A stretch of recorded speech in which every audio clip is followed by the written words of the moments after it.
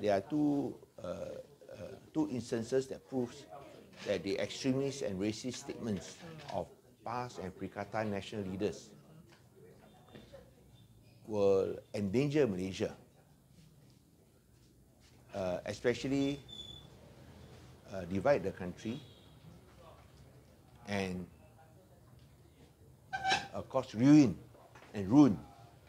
our federal constitution and a peaceful Malaysia. Number one is the action taken by the Kelantan Kota Bharu Council. The action taken by the Kelantan Kota Bharu Council is wrong, where they issued a summons to a lady for indecent dressing in her own shop. She was not in public, she was in her own shop because she was wearing shorts. Now, how can you be penalized for wearing shorts in your own premise?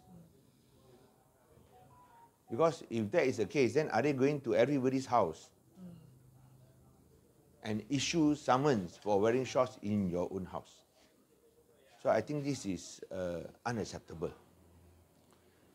And we of course feel that this is unlawful, even unconstitutional, because there's no law that penalize you for so-called indecent dressing in your own premise or in your own residence.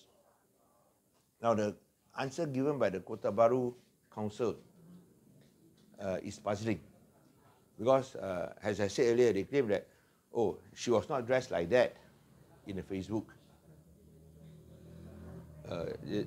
In other words, they are implying that she was fine not because she was wearing shorts, but because her T-shirt covered her shorts. I think I showed you the picture, didn't it? So she was penalized or issued a summons when she was wearing a long T-shirt that covered her shorts. So I don't understand the logic of it, because in both instances she was wearing shorts. So how can one where she was wearing shorts be considered okay, but one where you have the T-shirt covering her shorts considered not okay?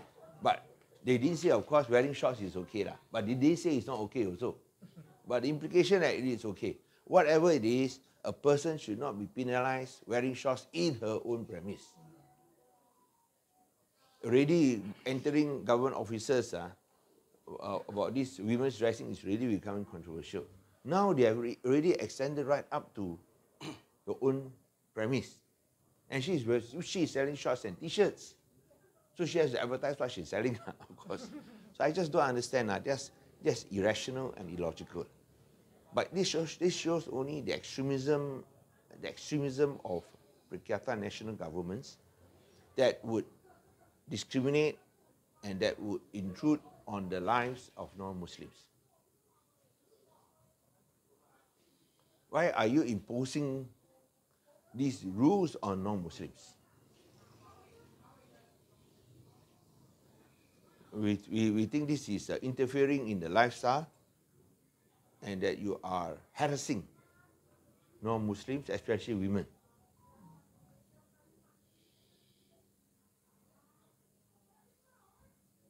With your perverted values. With your perverted values. A direct attack on a lifestyle of non-Muslims. So we are willing to stand up to protect the fundamental rights in the federal constitution, that we should not be imposed these values in our own premise. This so-called code, moral code. The federal constitution does not give you the right to be a moral policeman. We have laws on decent conduct and dressing. But in your own premise, what is this? So I've communicated with our senior lawyers, Gobind, our deputy chairman, and also Rhea, and they're willing to take up this case on behalf of this lady, so that we can stand up and protect our rights from being eroded and deprived. From being eroded and deprived. We hope that if this lady intends to fight against this unfair, this unreasonable, and this extreme summons,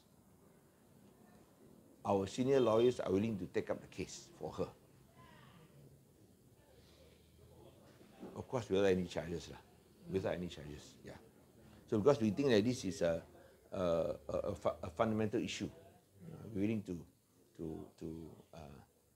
defend her. To highlight that this is what is happening, and that if we do not stand up and unite together, they will continue with such extreme acts that would be divisive, and jeopardize the peace and harmony of the country.